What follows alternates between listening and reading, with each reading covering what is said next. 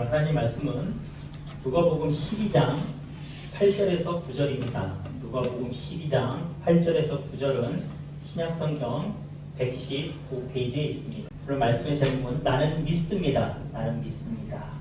오늘부터 우리가 그 사도신경에 대해서 이제 우리가 한번 같이 공부를 좀 해보려고 합니다.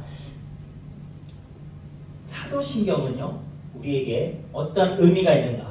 사실은 아마 우리가 주기도문과 사도신경은 자다가 딱 누가 눌러서 야 주기도문 해봐 딱 나오고 또 사도신경 해봐 그래서 딱 나오지 않습니까? 그렇죠? 그런데 우리가 도대체 그것들이 어떠한 의미가 있는지, 내가 무엇을 고백하고 있는지에 대해서 우리가 다시 한번 점검한다면, 우리가 하는 그 신앙 고백, 사도신경이 그냥 단순히 내가 암기해서 구구단 외우는 것이 아니라 나의 신앙이 이렇습니다를 고백하는 게 될 줄 믿습니다. 나는 무엇을 믿고 있는가? 사도신경은요, 우리의 신앙을 고백하게 하는 고백문입니다. 그것이 사도신경입니다. 우리 한국교회를 비롯해서 세계 거의 대부분의 모든 교회들이 이 사도신경을 고백합니다. 그런데 우리는 예배 때마다 고백하는 이 사도신경이 어떠한 의미를 갖고 있는지, 내가 도대체 뭐라고 지금 이해하고 있는지에 대해서 우리가 구체적으로 아는 사람은 사실은 드뭅니다. 이것이 이런 의미구나, 이것이 이런 의미구나 보다는 그냥 주일학교 다닐 때 외우라고 했으니까, 또 예배 때마다 매번 하니까 외우는 게 참 많았던 것 같습니다. 그런데 사도신경이 중요한 까닭은요, 하나님의 백성인 우리가 과연 무엇을 믿고 있는 것인지를 그 사도신경을 통해서 분명하고 명확하게 알 수 있기 때문입니다. 예수 그리스도를 내 구세주와 주님으로 믿고 따르는 모든 교회는요, 바로 이 사도신경에 나와 있는 내용들을 자신들의 그 교회 또 성도 한 사람 한 사람의 신앙 고백으로 삼고 있기 때문입니다. 오늘 본문에서 예수님은요, 너희들이 사람 앞에서 나를 시인하면, 그러니까 우리가 어떤 곳이든지 사람들이 많이 있던 적던지 간에 사적인 자리든 공식적인 자리든지 어디서든지 내가 예수님을 주님이라고 시인하는 것, 예수님이 내 주님이십니다, 예수님이 내 구세주십니다라고 시인하는 것이 나는 어떤 자신의 믿음을 선포하지 않는다면 여러분 안 된다는 것입니다. 너희는 어디서든지 내가 하나님의 자녀라는 것, 예수님이 내 구세주고 주님이시라는 것을 얘기할 수 있어야 된다는 것입니다. 우리가 그렇지 않는다면 뭐라고 나옵니까? 오늘 본문에 하나님, 주님도 하나님과 그분의 천사들 앞에서 우리를 인정해주지 않는다고 말씀하고 계십니다. 부인당한다고 이야기하고 있어요. 여러분, 예수님은 반드시 이 땅에 다시 오십니다. 나 죽은 다음에 오시면 뭔 상관이 있겠어? 여러분 말씀드렸죠? 예수님이 이 땅에 다시 오시면요, 예수님이 오실 때 살아있지 않았던 사람들, 만약에 내가 먼저 죽었다 그러면 우리 몸과 영이 다를 때 부활을 합니다. 다시 한번 예수님을 우리가 만나게 됩니다. 그때 예수님이 그러는 거예요. 누구냐? 내가 예수님 하면서 막 달려 뛰어가서 안기려고 하는데 예수님이 싹 피하시면서 누구세요? 이런다라는 것입니다. 여러분, 이게 우리가 나에게 뭔가 좀 체험되지 않는, 뭔가 멀게 느껴지지만 여러분, 하지만 이 내용은요, 굉장히 여러분 두려운 얘기입니다. 만약에 마지막 날 예수님이 이 땅에 오셨을 때 나를 만나는데 예수님이 나를 모른다고 하신다면 여러분, 우리는요 지옥 가는 것입니다. 예수님이 나를 모른다고 하십니다. 예수님은 우리에게 말씀하고 계십니다. 그래서 성경에는 그렇잖아요.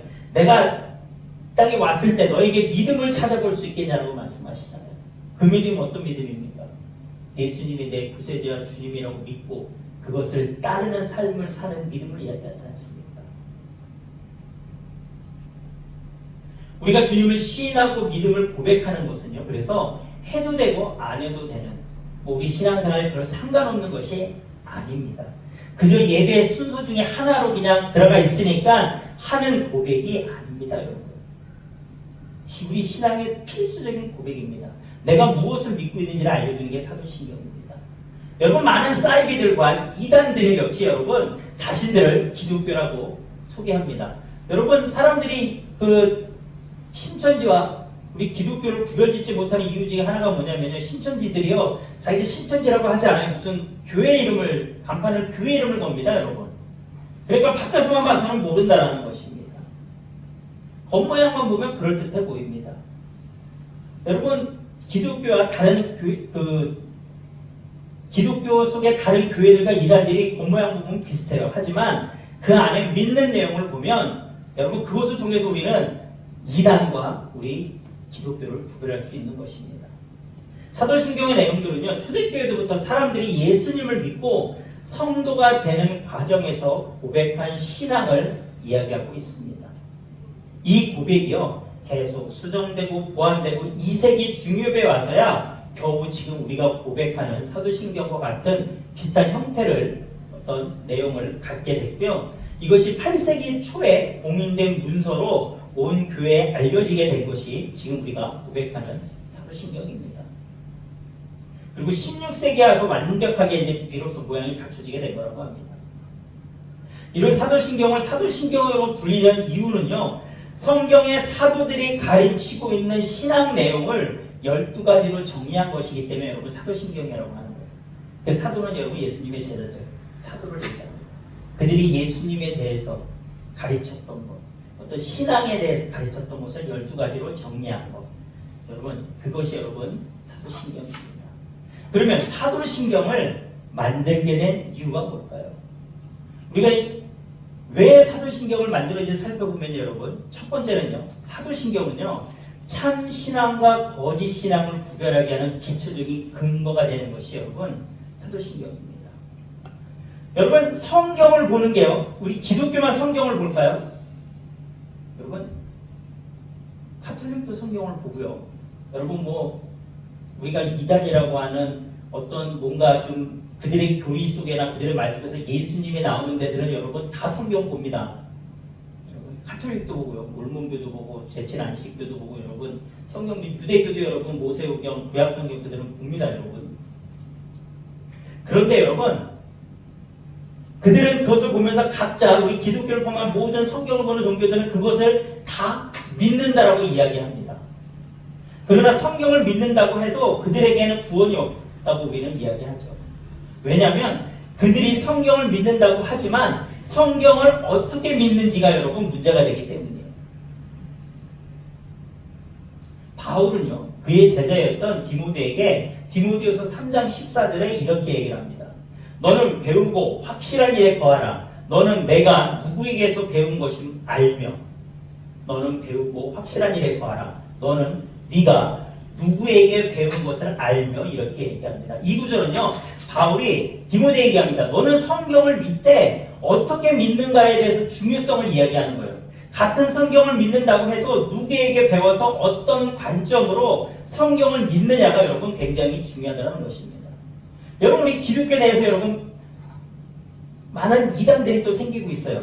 그러니까 우리가 이단이라고 하는 데들이 저기는 완전히 우리가 달라 이렇게 엄격히 구별된 것도 있지만 지금 기독교 내에서 여러 가지 이단의 시비가 있는 단체들도 여러분 사실은 여러 군데가 있습니다.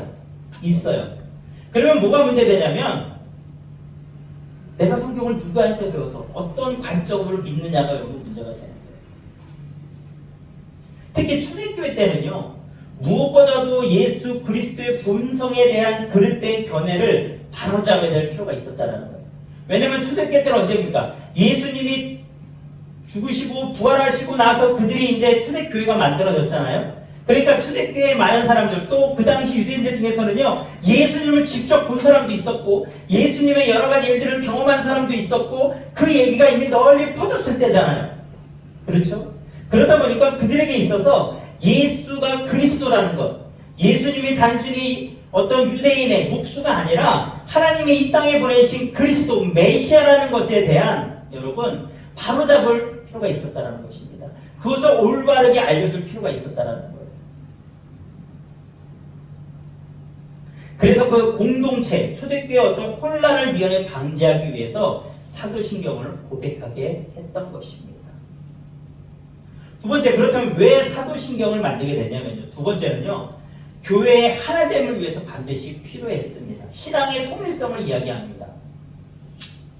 신앙 고백이 일치하지 않고서는 여러분 결코 같은 신앙을 가질 수 없어요. 같은 교회 안에서 예배 드릴 수가 없습니다. 여러분 유대교는요. 여호와 하나님 한 분만 믿습니다. 유대인들이 믿는 유대교.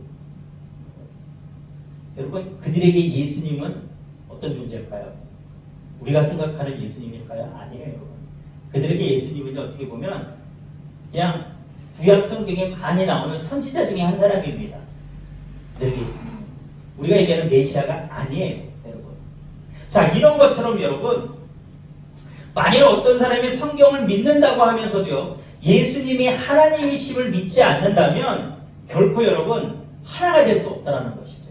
여러분 우리 기독교의 가장 큰 핵심 진리 중에 하나가 뭡니까? 예수님이 누구시라는 거예요? 하나님이시라는 거잖아요. 그죠? 예수님은 하나님이시라는 거예요.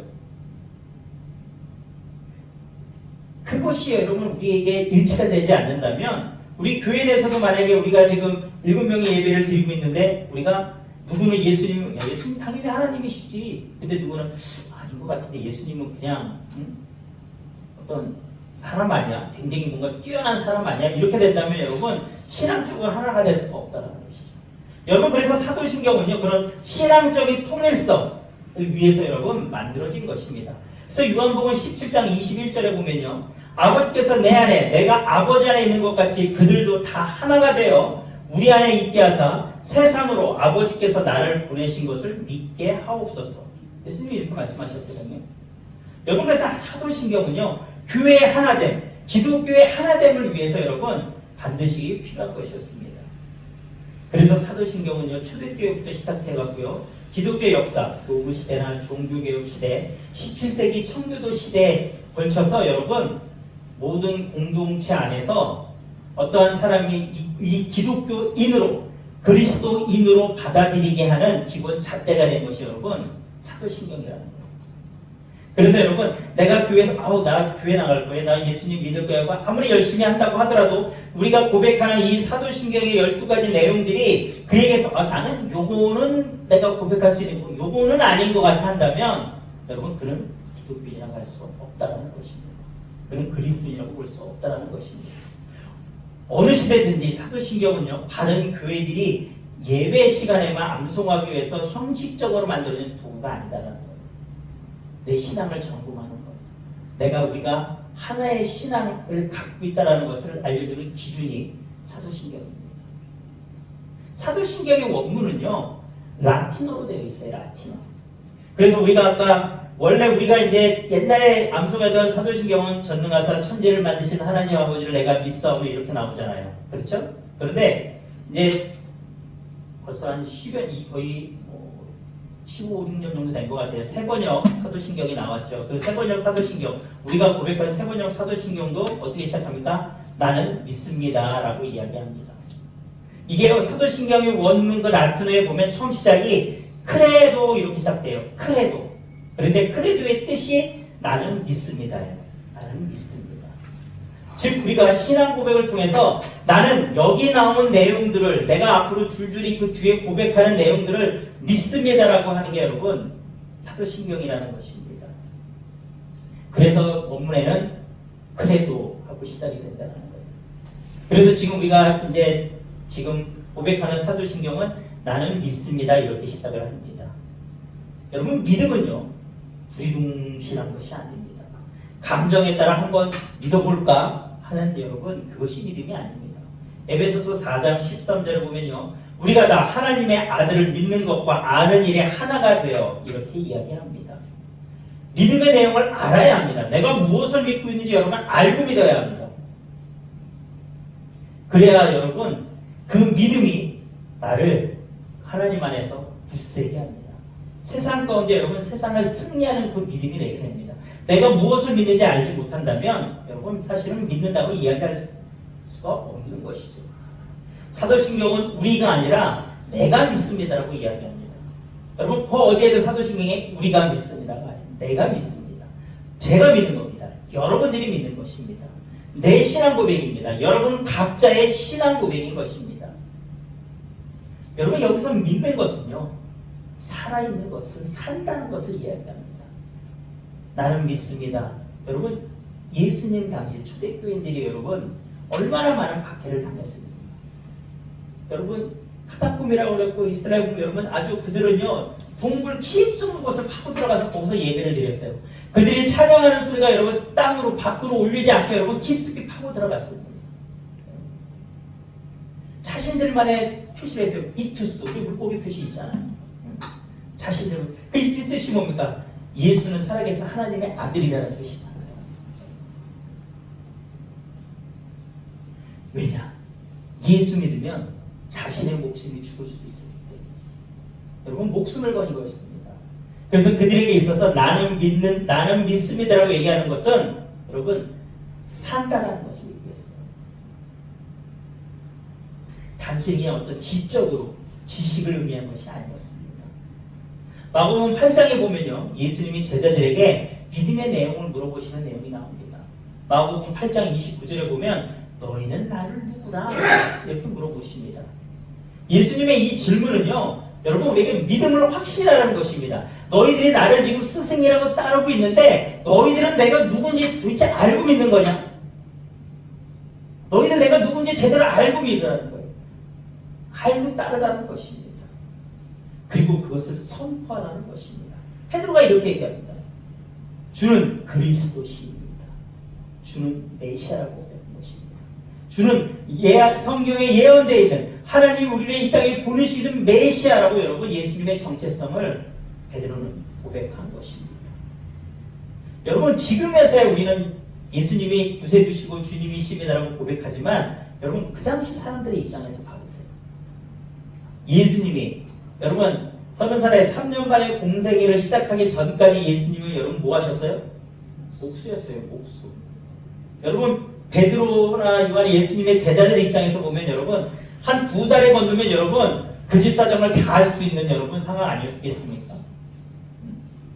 근데 그들의 입장에서 오히려 우리는 지금 예수님의 구세주고 주님이신 대로 고백할 수 있지만 여러분 그런 상황에서 야, 저 목수인데 저분이 내 그리스도식이다 고백하는 게 쉬웠을까요? 이런 경우에요. 여러분 내가 아는 누군가가 몇 년 뒤에 딱 나타났는데 내가 들었던 사람이 한 달에 걸러 내가 저 집에서 뭐 만들었었는데 했는데 어느 날 그 사람을 내가 당신은 하나님의 아들이십니다라고 고백해야 된다. 여러분 사실은 쉬운 일 아니죠. 그런데 여러분 베드로는 고백합니다. 주는 그리스도십니다. 주는 메시아입니다. 베드로는요 내가 누구를 따르고 있는지 내가 누구를 믿고 있는지 그는 올바르게 정확히 알았던 것입니다. 여러분들은 누구를 믿고 계십니까? 여러분들의 믿음은 지금 누구를 의지하는 믿음입니까? 여러분 예수님은요 저와 여러분의 구세주 되십니다. 또한 주님 되십니다. 하나님은 여러분들의 좋은 아버지 되십니다. 성령님은요 지금도 여러분 안에서 제 안에서 우리를 이끌어가고 계십니다. 우리가 하나님의 자녀로 살도록 예수님의 제자로 살도록 여러분 이끌어가고 계십니다. 여러분 우리에게 그것들이 믿어야 하는 것입니다. 지식적으로 믿는 것이 아니라 여러분 그것이 내 삶 속에서 여러분 우리는 고백되어져야 합니다. 내 삶의 모습으로 여러분 고백되어져야 됩니다.